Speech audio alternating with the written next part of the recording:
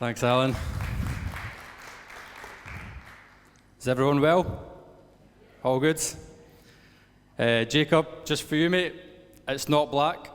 I went and got a new shirt. I'm in my overdraft for you, bro. Payday this week, but I've got a feeling I might be sweating a bit and showing, so I do apologise if my shirt changes colour. I have a habit of making these decisions and buying the wrong colours and stuff, and I have a habit of getting into embarrassing situations, such as recently, I did a trade event at a merchant's all the way up in the northeast of Scotland, and it was a lot of organisation and preparation and a big deal made about it. And I set up my stall, promoting our products, and there was masses of invites sent out to all these different businesses to come along and see us. And we're quite well respected up there, so we do get a good number of visitors. I think they just come for the freebies, but that's what these things are all about as well. And so I set up my stall, and there was another lad there with his stall, and I says, mate, I'm bursting for the toilet. Could you watch my table? I'll be back in a minute. Famous last words. I went to this toilet. I have a phobia and a fear of plumbing, which is really bizarre because I've been a plumber for the last 19 years, but I struggle with pipes and old toilets and noisy fans. I don't know, does anyone else suffer from anything like that? Is it just me? It's just me. Just me. Thank you, lads. You wonder at what point of that phobia I thought when I left school, I wonder what I'll do for a living. I know. I'll be a plumber because I'm dead scared of noisy pipes and tanks and toilets. So anyway, I took care of a little business and flushed the toilet, and it filled right to the top with clear water. I was like, come on, it's fine, stay calm. Once it settles a bit, I'll flush it again, we'll be all good. Flushed it again, came right to the top. And it was taking ages to go down, and I was like, come on, this is ridiculous. So I waited and waited, thought, I'm going to have to man up here, use the toilet brush and plunge this toilet. And I did so, and the water was clear, turned absolute filthy, and there was stuff coming out of that toilet that didn't come out of me. By this point, at least 10 to 15 minutes have passed. The toilet is foul. The smell is beyond, it was disgusting. I was freshly dressed for the event, and here I am 15 minutes in, leaning against the wall, questioning life, wondering why these things seemingly only ever happen to me. But it's okay. I know what I'll do. The manager's office is right across the showroom. I'll run down there. I'll get an out-of-order sticker. I'll bang it on the door. I'll deal with this when I'm finished. So he wasn't in his office, but his 50-inch TV was on, which is the CCTV, which showed me about 10 people standing around my trade event with their arms folded, wondering where the salesman actually was. 20 minutes have now passed. I ran back up to the toilet. I says, phoned the manager on his mobile, mate, you need to help our brother out here. Your toilet's blocked, and it wasn't me, but I flushed it, so technically it was me, but your toilet's blocked, and I've got guys there. He says, well, just go to the counter and get a plunger. Fantastic. Could you imagine that, mate? Won't be a minute, guys. Here's me with my toilet plunger. Just help yourself to some freebies on the table. So I go up, and I plunge this toilet. And it's all good, apart from I'm 25 minutes away from my stand and flustered and stinking. So I've got a good plan here. I will go out the side door, and I'll, I don't know, I'll just go with this. I'll go out the side door, I'll go to my car, I'll spray myself with some aftershave, I'll grab a few extra flyers, brochures, and I'll walk in like nothing has ever happened. And that's exactly what I did. I walked in, hi guys, how you doing? Just putting some flyers, brochures on the table. Nobody suspected a thing until the building tannoy went, dun dun. Could somebody please go and clean the toilets that the salesman has just been in and totally blocked, and the place is stinking, and all the guys like, hey! And one of the wee innocent guys behind the counter was like, oh yeah, we didn't use that toilet. I was like, thanks for the heads up, mate. I kind of had pictures for the rest of the day of them kind of like, so wait, that toilet, it's going to get caught out. So I have a habit of embarrassing moments. So there you go. If you ever stand and question yourself and think, do these things only happen to me? Take courage. Think of that. You'll be good. So I want to speak on a sermon title. Sorry, ladies, hope you don't get too thinking with that picture. I couldn't find anything else. But so making a noise or making a difference is where I'm going with this sermon today. And it was kind of inspired by a time when I used to do Thai boxing. One of the things when I first joined the gym was I noticed that everybody made this noise when they threw a punch. And you're probably well familiar with it when you relate boxing to this. It's the tss noise. Everyone heard that noise from with it? Let me hear your version. There you go, these are boxers. So I joined this gym and I was like, everyone's going tss, tss, like this every time. Tss, tss, tss. It's like, I need to work on my tss, tss, tss. So I would practice it at home and tss, tss, try and look like a boxer even though I was just a beginner. And then I realized that as I trained harder and trained more, that noise wasn't just a noise you made when you threw a punch, but you can't actually hold your breath and throw a punch. You need to use all your energy when you punch, and you breathe out and you put as much force into the punch and you follow through. And that is where the actual noise you hear from a boxer, it's not a noise, it's just a sign with moving your arm in a certain direction. It's actually somebody exerting force and power and throwing a punch. So I'm going to challenge us a little bit today and ask us if we are making a noise or making a difference with the time that God has given us. But it wouldn't be a sermon unless somebody came and had a shot, would it? So has anyone trained boxing? Has anyone trained as a boxer before? Anyone skilled in boxing? We've got a few. Oh, wow. Next question. Who wants a shot? I was going to ask my mother-in-law, but I'm still recovering from the last one she gave me when I didn't like her. The dinner she made, that was a good one, Emma.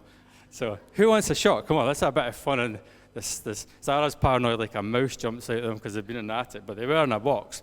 Come on, Laura, show us how it's done. Laura is a great boxer.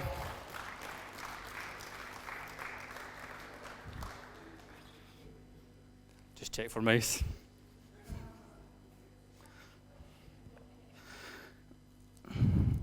You've boxed before, Laura?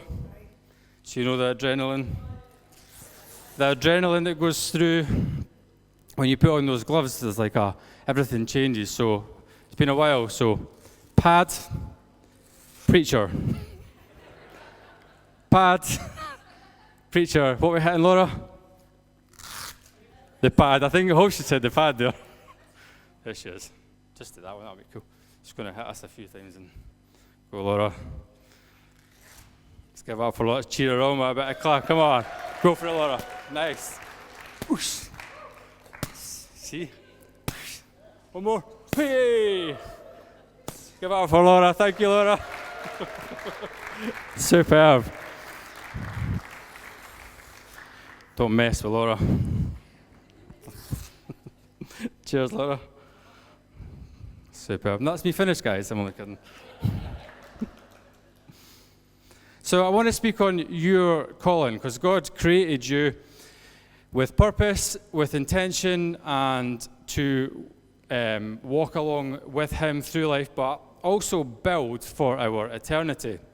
Now, I used to think of eternal treasure that's spoken about in the Bible, and before I really understand this subject, I used to think about people like Justin Dowds, my brother-in-law, many of you know him, who is the CEO of Compassion and done massive things in Haiti and instrumental in building hospitals and raising money.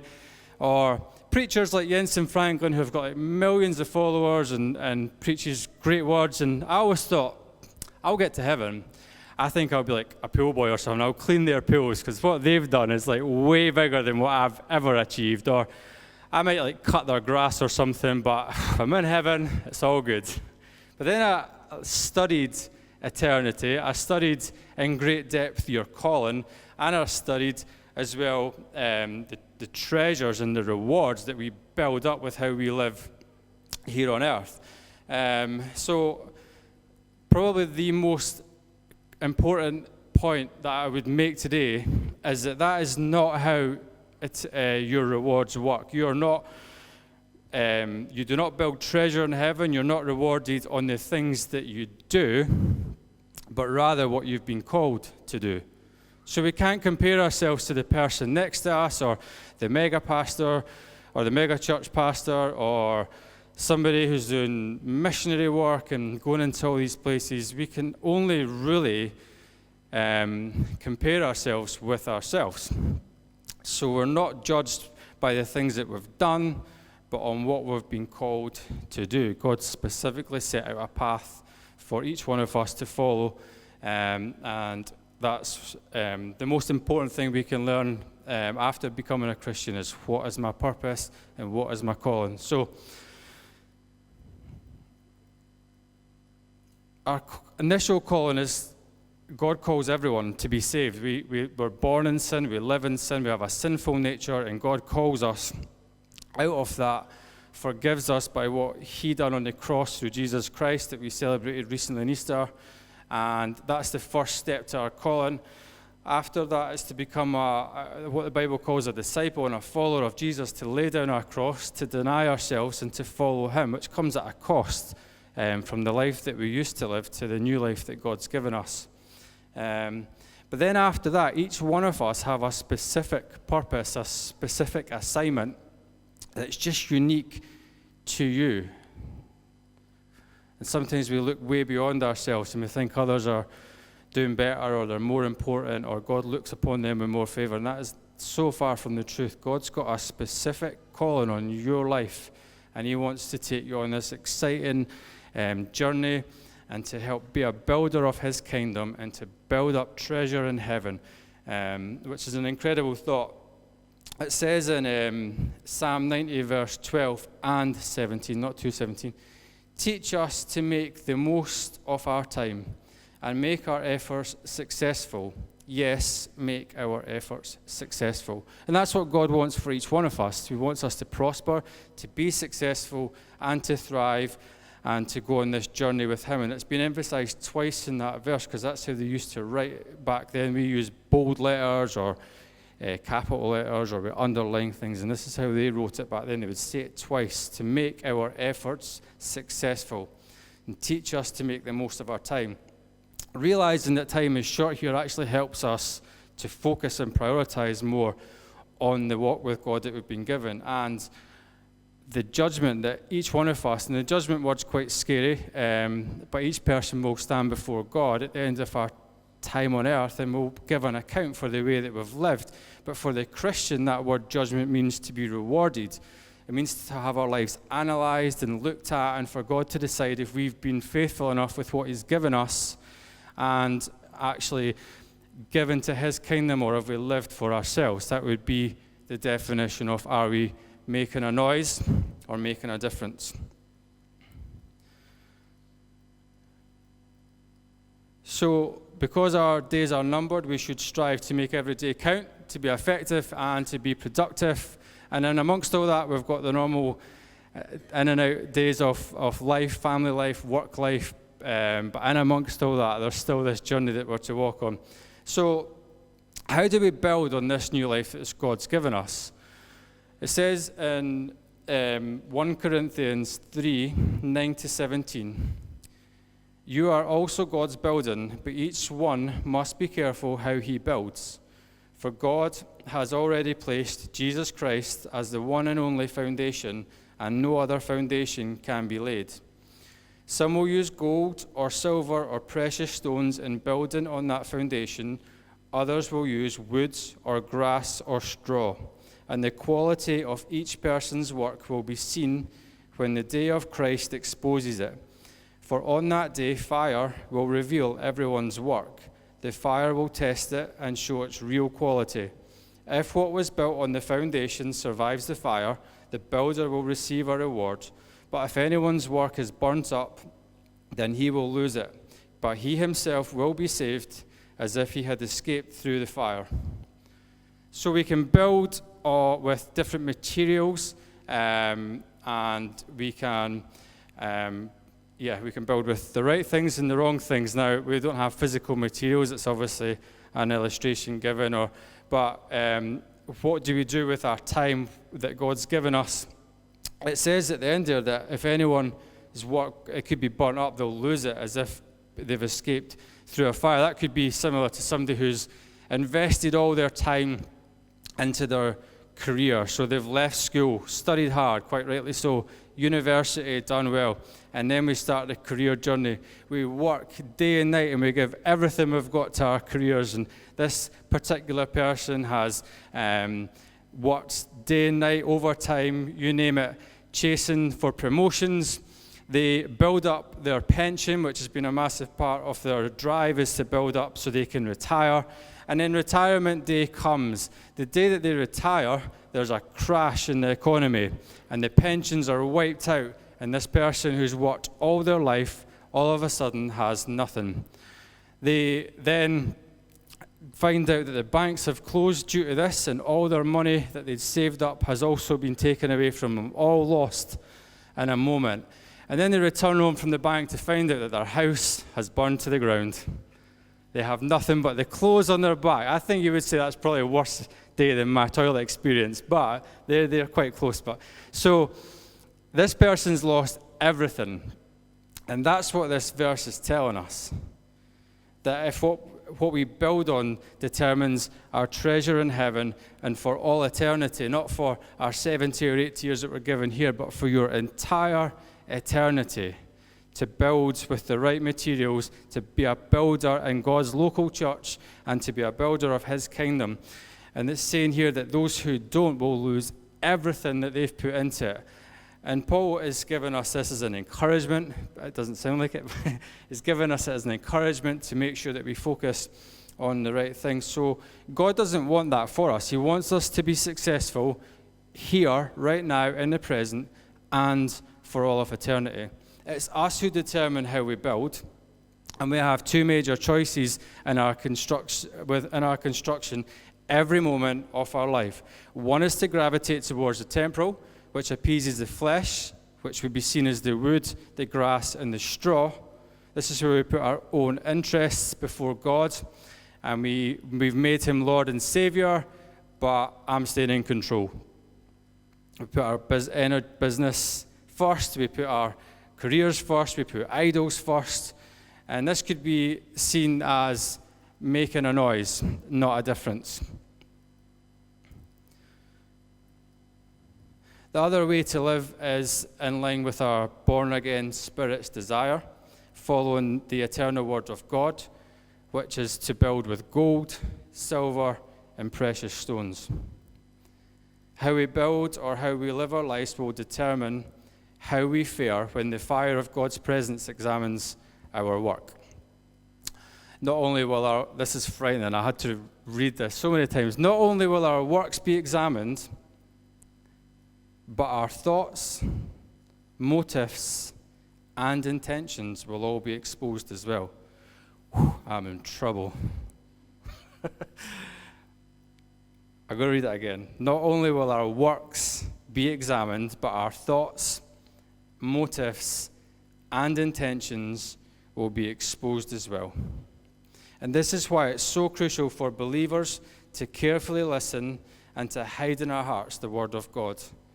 Hebrews 4, verse 12 says, "For it is continually exposing and sifting and analyzing and judging the very thoughts and purposes of the heart." Now, I've been a youth leader for 15 years or something like that. And I know I've had nights where I've built with wood, hay, and straw. I've came tired, I've came grumpy, I've some nights not wanted to be there, and I'm just being honest with you, and maybe we all have those moments. And I think I probably built with wood, hay, and straw on some of those nights. And there's a great conviction when you read these verses, but it keeps us, it helps us to stay focused and stay sharp and to change where we need to, and I've been on that journey as well. So nothing else gets to the depths of our heart like God's words. And Christianity without God's word is just like making a noise. Let me hear it. Yes. Intentionally seeking God and his word is when we start to make a difference. Stop working. There we go. We're not too bad. We're almost done. Listen to what Peter says. In view of all this, make every effort to respond to God's promises. Supplement your faith with a generous provision of moral excellence, and moral excellence with knowledge, and knowledge with self-control, and self-control with patient endurance, and patient endurance with godliness, and godliness with brotherly affection, and brotherly affection with love for everyone. The more you grow like this, the more productive and useful you will be in your knowledge of our Lord Jesus Christ. But those who fail to develop in this way are short-sighted or blind, forgetting that they have been cleansed from their old sins. So, dear brothers and sisters, work hard to prove that you really are among those God has called and chosen. Do these things, and you will never fall away. Then God will give you a grand entrance into the eternal kingdom of our Lord and Savior, Jesus Christ. Who wants that kind of reception to heaven? Come on, who wants it? Of course you do. Nobody wants to just get in there by the skin of our teeth and have lost everything because our motives and our intentions weren't right through our time here on earth. And by reading God's word with intention and purpose and desire and seeking out what he's got for us, that's where you'll find your calling. We're called to be a part of this local church, to build and to reach out to the lost, and to serve with a humility, and to serve with an excitement and a zeal for God. That's what we're called to do. But where is your calling? Do you know where it is? Have you spent time studying it? Is it in the business world? Is it in the sports sector? It could be anywhere. I can't tell you what your calling is, but you can spend time with God. And I want to encourage you as well if you feel like you've let opportunities slip, because God's grace and his mercy is new every day. I've heard some amazing stories on this subject where people, one guy in particular, had a vision that he was to start a church back in the 80s. And he had vivid dreams. He's seen the building. He felt the strong call of God. And he ended up not acting on that vision that he had. And he moved deeper and deeper into the business world. And one day he was at a church in consecutive weeks, and the pastor noticed him in tears and asked him what was wrong. And he said that he, in the 80s, had been given a call from God to build a church. He says, but not just any church, it was this church. And he pulled out a set of plans. He says it was so vivid. He said, I got an architect to draw up the church, and it was exactly like the building that had been built by somebody else, and thriving. And so the pastor encouraged him, and he went away, and he's did other great things. But there's a chance we can miss what God's put before us. And you can imagine a new build house being built.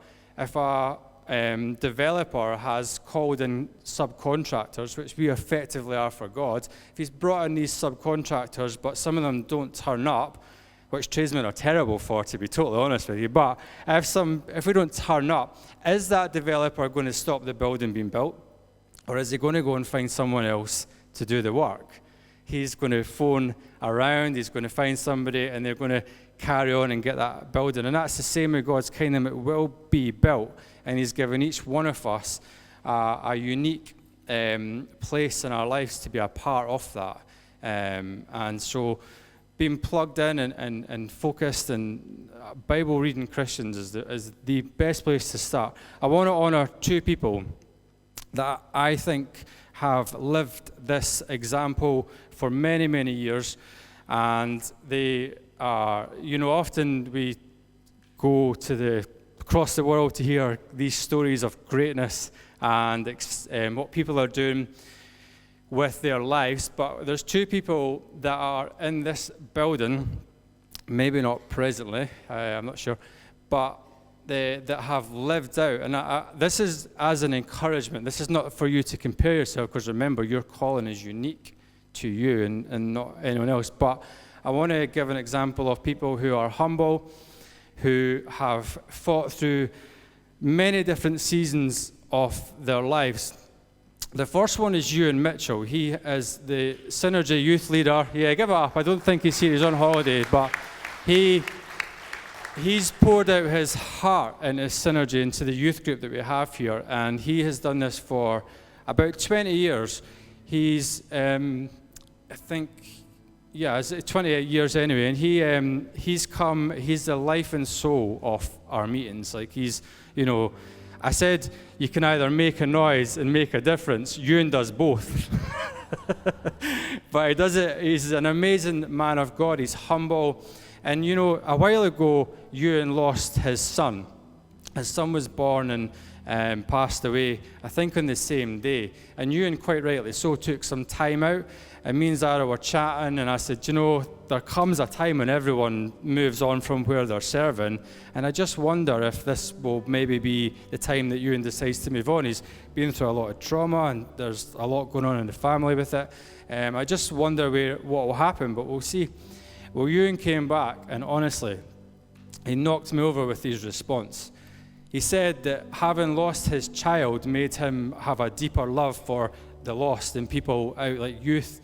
He'd learned more about what the Father's love was. He learned more about his relationship with God. And he served, I don't know how long ago that was, but he has served week in and week out with just the sole intention of building God's church. He wants to see youth hear the gospel. He wants to see them inspired. He wants to see them just to grow in their faith. And he's the finest example. On our Friday night, we've been through some highs and some lows. We've had people love us. We've had people not like us so much. We've had people come in, swear at us and shout at us and lash out around the building. We've seen the toilets almost week after week get flooded out. People coming in and putting toilet paper in the sinks, putting all the taps on and leaving. And there is Ewan and a few others mopping up 10 to 11 o'clock at night, cleaning toilet floors. It doesn't sound like an exciting calling, does it? If you say part of your calling is going to be doing this kind of stuff, but getting in with the local church, Ewan serves and pours out.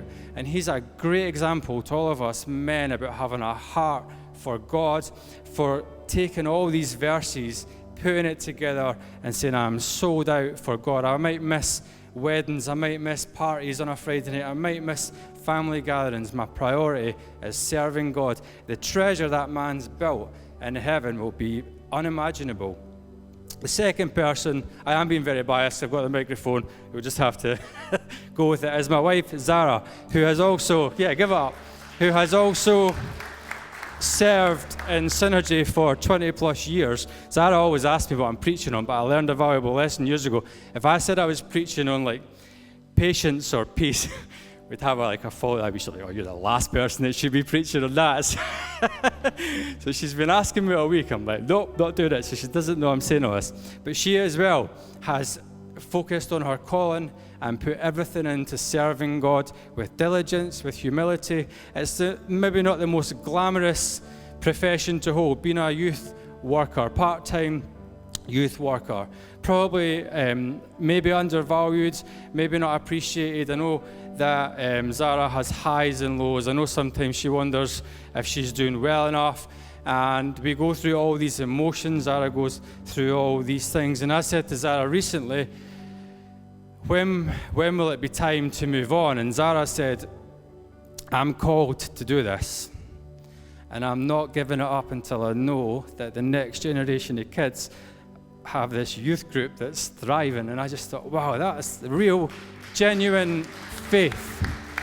That's serving God and that's serving Jesus. I'll keep going. We're down to the lowest numbers we've ever had. We've battled COVID. Zara has organized church online through COVID, trying to engage kids, trying to be a role model, trying to be there for them, never giving up on them, always chasing them. Are you coming on Friday? Are you coming on Friday? And Zara is living out her call, and she knows that she is to keep going and to keep pushing and to keep pressing for however many years it takes. She wants to make sure that when your kids come up to youth group, that they will hear the gospel, that they will learn what the Father's love is. They'll learn that they've got purpose. They'll learn that they're called, and they'll learn that they are valued and loved by God who created them. Zara is pressing on just like you, and I'm being very biased because I've got the mic and we're synergy leaders, but I just wanted to honor both those people because often we can look externally for inspiration, but we've got two of the greatest faith examples right here in our church, and I want to use them as an example that we can build God's kingdom together in different areas. We can grow together, and we can work together, and we can make disciples together. And when we put God first, we start to build up a treasure in heaven like you could not imagine. We don't want to get there by the skin of our teeth. We want to get there and hear the words that we've been good and we've been faithful and welcoming to what God's got for us. Our time here on earth is so short. It's described in the Bible as like a mist in the morning that's gone by afternoon. Our time here is so short. None of us know what our next hour will look like. Yet we don't take our eternity seriously. We don't value the time that we've got, and we just assume that we've got forever. But it seems to be when you have kids that life just accelerates and time goes so fast. And I want to encourage us not to miss a moment. If you're not right with God, get right with God, because He's got better things in store for you. He wants us to be there with Him. We can have eternity with God. We can have it without God. You can do your own study on that, but it's terrifying. But God's called us to spend eternity with Him and to have it in fullness and with riches and so forth. So let's stand and we'll finish in worship.